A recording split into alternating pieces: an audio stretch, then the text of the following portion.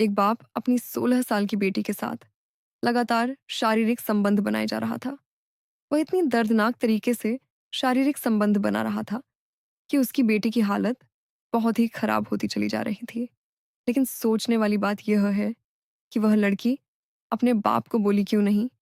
वह बोलने के बजाय अपने पिता का भरपूर साथ दे रही थी और इन दोनों की सिसकारियां पूरे रूम में गूंज रही थीं। 2-3 सालों तक इनका यह प्रेमी खेल चलता रहा। 2-3 सालों के बाद कुछ ऐसा होता है जिसे जानकर आप भी हैरान हो जाएंगे। पूरी सच्चाई जानने के लिए आप वीडियो को अंत तक जरूर देखें।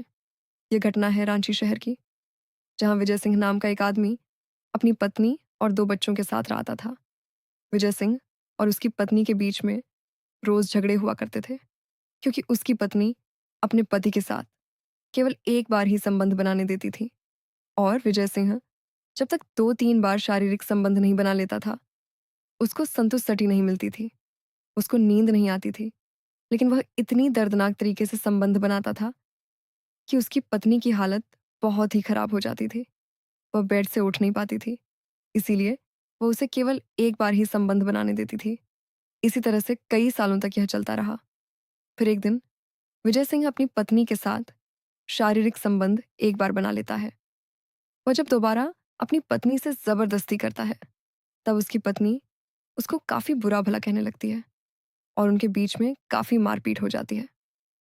विजय सिंह अपनी पत्नी को काफी मारता है। तब उसकी पत्नी वहां से गुस्सा होकर अपने मायके चली जाती है। इसी तरह से जब विजय सिंह की पत्नी अपने मायके चली जाती है, तब इधर वह अकेला हो जाता है। इधर इसको घर काटने को दौड़ने लगता है। तब विजय सिंह अपनी पत्नी को मनाने के लिए उसके मायके जाता है और वहां जाकर अपनी पत्नी से काफी विनती करता है कि चलो, जो हो गया सो हो गया, अब घर चलो, अब दोबारा ऐसा नहीं होगा। अब जैसे तुम कहोगी वैसे ही हुआ करेगा। फिर भी उसकी पत्नी नहीं मानती और वहां से नहीं आती। फिर विजय सिंह वहां से चला आता है। इसी तरह से उसे 3 से 4 महीने जब बीत जाते हैं, तो विजय सिंह एक दिन फिर अपने ससुराल जाता है और अपनी पत्नी को बुलाने की जिद करने लगता है कि चलो, घर चलो, अब दोबारा ऐसा नहीं होगा। अब जैसे तुम कहोगी वैसे ही हम किया करेंगे। लेकिन उसकी पत्नी उसके साथ रहने से मना कर देती है और कहती है, तुम जाओ और मुझे तुमसे अब तलाक चाहिए। मैं तुम्हारे साथ अब नहीं रहूंगी। तुम्हें जिसके साथ रहना है तुम रहो, मुझे अब जिसके साथ रहना होगा मैं रहूंगी। तुम अपना काम करो। तब वह आदमी थक हार कर वहां से चला आता है और 4 से 5 महीने जब बीत जाते हैं, तो विजय सिंह अकेले रह रह कर उब जाता है और परेशान होने लगता है। फिर वह एक दिन अपने दोस्त को बुलाता है और कहता है, यार, कहीं अगर मेरा रिश्ता लगे तो लगाओ मुझे। जल्द ही अब शादी करनी है, क्योंकि घर काटने को दौड़ रहा है। मुझे भी अकेले रहने में अब मज़ा नहीं आ रहा। तब उसका दोस्त कहता है, यार, तुम चिंता मत करो, तुम्हारे पास इतना रोजगार है, तुम इतने बड़े आदमी हो, तुमको आराम से रिश्ता मिल जाएगा। तुम मुझे 1 महीने का समय दो, मैं तुम्हारे लिए एक अच्छा रिश्ता ढूंढ कर ले आऊंगा। इतना कहकर उसका दोस्त चला जाता है और 20 से 25 दिनों के अंदर ही उसका दोस्त एक रिश्ता ढूंढकर उसके पास आता है और विजय सिंह से कहता है, यार, मैं तुम्हारे लिए एक रिश्ता लेकर आया हूँ। एक पत्नी है, उसका पति नहीं है, वह विधवा है, लेकिन उसकी एक 15 साल की बेटी है। उसे तुमको पालना होगा, उसकी शादी करनी होगी। अगर मंजूर हो तो कर लो, लड़की बहुत ही अच्छी है। जब ये बात विजय सिंह सुनता है, तो कहता है, कोई बात नहीं यार, हम उसकी शादी कर देंगे। लड़की तो अच्छी है ना। तब उसका दोस्त कहता है, लड़की यार, एक नंबर की है, चलकर देख लो। फिर वह दोनों जाते हैं। जब उस औरत के घर पहुंच जाते हैं, तब वह देखते हैं कि उसकी बेटी जो है वह 15 साल की है। वो भी खूबसूरत है और उसकी माँ भी बेहद खूबसूरत है। उसका नाम प्रीति था। वे लोग प्रीति से बात करते हैं और वहीं एक मंदिर में जाकर वो उसी दिन उससे शादी कर लेता है। शादी के बाद उसे अपने घर में उसको और उसकी बेटी को ले आते हैं। उसकी भी काफ़ी हद तक ज़रूरतें होती हैं, लेकिन उसकी भी ज़रूरतें पूरी नहीं हो पा रही थी। इसीलिए अब वो भी बेहद खुश थी। अब विजय सिंह और प्रीति दोनों ही बहुत खुश हो जाते हैं और रात भर शारीरिक संबंध बनाते हैं, सुहाग रात मनाते हैं। इतना करने के बाद उसकी जो पत्नी होती है विजय को बहुत ही ज़्यादा पसंद आती है, क्योंकि विजय प्रीति के साथ 2 से 3 बार ये शारीरिक संबंध बना लेता था और प्रीति उसको कुछ नहीं कहती थी। प्रीति को भी बहुत मज़ा आने लगा था, क्योंकि उसके पति की मृत्यु 5 से 6 साल हो चुकी थी, तो वो भी काफ़ी प्यासी थी। इसी तरह से दोनों प्रीति और विजय सिंह काफ़ी हद तक खुशी-खुशी जीवन व्यतीत करने लगते हैं और कुछ ही दिनों के बाद प्रीति प्रेग्नेंट हो जाती है। जब उसके पेट में दर्द होता है, तो विजय तुरंत ही अपनी पत्नी को लेकर हॉस्पिटल के लिए चल देता है। जब वह हॉस्पिटल में जाता है और अपनी पत्नी को एडमिट करा देता है, अल्ट्रासाउंड होने के बाद डॉक्टर विजय सिंह को बताते हैं कि तुम्हारी पत्नी के पेट में जो बच्चा था, वह अब नहीं रहा, वह मर चुका है, अब उसका ऑपरेशन करना पड़ेगा, काफ़ी खर्चा आएगा। तब विजय सिंह कहता है, सर, आप पैसे की चिंता मत कीजिए, जितना भी खर्चा होगा मैं दे दूंगा। बच्चा तो खत्म ही हो चुका है, लेकिन मेरी पत्नी को कुछ नहीं होना चाहिए। डॉक्टर उसका ऑपरेशन शुरू कर देते हैं। बच्चे को तो वह निकाल लेते हैं, लेकिन ऑपरेशन के बाद उसकी पत्नी भी दम तोड़ देती है। फिर वह अपनी पत्नी को हॉस्पिटल से लेकर आता है। उसका क्रियाक्रम होता है, वह सब करता है। करने के बाद विजय सिंह सिंह अपने घर आता है और उसकी जो 15 साल की बेटी होती है, वह उसके साथ ही घर में रहने लगता है। 10-12 दिन जब बीत जाते हैं, तब विजय सिंह को अपनी पत्नी की बहुत याद आने लगती है। उसी के ख्यालों में वह डूबा रहता है। अब विजय सिंह काफ़ी हद तक परेशान हो गया था, क्योंकि उसकी दूसरी पत्नी भी अब इस दुनिया में नहीं रही। अब उसके बारे में सोचकर, उसे याद कर अब वह बहुत परेशान होता। अब उसे दोबारा फिर से घर काटने को दौड़ने लगता। अब उसका मन कहीं लग नहीं रहा था, क्योंकि वह अपनी पत्नी के साथ दिन में भी 2 से 3 बार तक संबंध बना लेता था। इसीलिए उसका मन नहीं लग रहा था। वह एक दिन अपनी पत्नी को याद करके घर पर बैठा हुआ होता है और उसकी जो लड़की होती है, वह नहाकर बाहर आ रही थी। वह जब गीले कपड़ों में बाहर आती है, तब विजय सिंह उसको देखकर हैरान हो जाता है और सोचने लगता है कि अब तो काफ़ी बड़ी हो गई है, कितनी जवान हो गई है, बहुत ही प्यारी लग रही है। ये सब सोचकर वह उसके बारे में गलत-गलत विचार सोचने लगता है और ये सोचने लगता है कि अब मेरा कोई सहारा नहीं है, अब यही है, ये तो मेरी सगी बेटी भी नहीं है, अब इसी के साथ मेरा जीवन यापन होगा। यही सोचकर वह अपनी को अपने पास बुलाता है और बिठाता है और उसके बालों में हाथ फेरने लगता है और कहता है कि अब तुम्हें तुम्हारी माँ की तो याद नहीं आ रही होगी। जब तुम्हें तुम्हारी माँ की याद आए, तब तुम मुझे बता देना। हम दोनों साथ ही अब रहेंगे। हम दोनों को साथ ही रहना है। तुम्हें अब घबराने की ज़रूरत नहीं है। उसके बालों को सहलाता है, लेकिन वह समझती है कि यह तो मेरे पिता हैं। इससे क्या होता है? वो मुझे दुलार रहे हैं, प्यार कर रहे हैं। लेकिन उसके पिता के मन में तो कुछ और ही ख्याल चल रहा था। फिर इसी तरह से वह अपने बेटी के साथ काफ़ी नज़दीकियाँ बढ़ाने लगता है और वह बैठा हुआ होता है, तो वह सोचता है कि उसको अपने पास कैसे लाया जाए, अपनी नज़दीकियाँ उससे कैसे बढ़ाया जाए। तब वह एक योजना बनाता है और अपने मोबाइल में काफ़ी ढेर सारी ब्लू फ़िल्म भरवा कर ले आता है और साक्षी को मोबाइल दे देता है और कहता है, बेटी, इसमें बहुत ही बढ़िया-बढ़िया मूवी भरी हुई है। इसको देखना, तब मुझे बताना कैसी लगी।